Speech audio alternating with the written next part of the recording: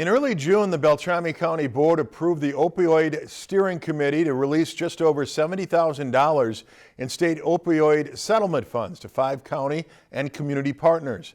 Our reporter Matthew Freeman has more information on the impact these funds have on the programs that are meant to mitigate the effects of the opioid epidemic.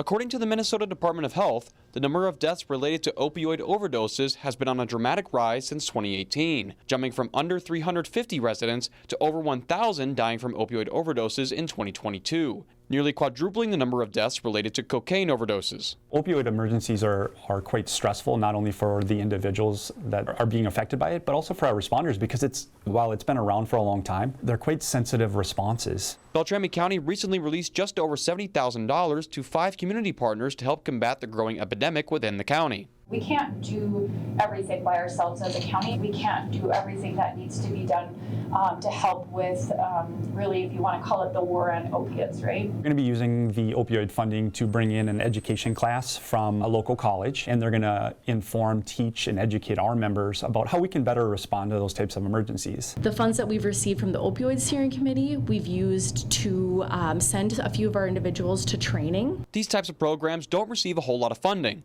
and some often reach into their own pockets to make things work. I myself have got about $3,000 of my own money into this because we just don't have any money to do anything. We're about $20,000 short per year, and we are not going to make it next year if we don't get any funding. Funding from this settlement is more important than ever to these programs, as federal cuts throw a big question mark for their future. Trying to figure out how we can maintain a full staff and a safe environment is becoming more and more challenging for us. And this is before any of the assumed federal cuts come through. It's going to be difficult now with federal funding being cut as well. We were really hopeful that there may be another BJ grant coming out. We're not really sure at this point what the future is going to hold for our program. Substance use disorder often affects the homeless population, who face the challenge of trying to restart their lives at the ground floor, some with nothing or no one to help.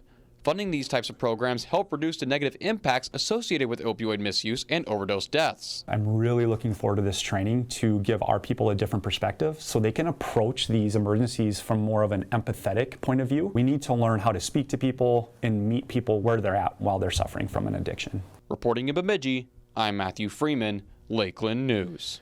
The Beltrami County Board of Commissioners is responsible for authorizing the release of these funds and works in conjunction with the Opioid Steering Committee and Public Health Department.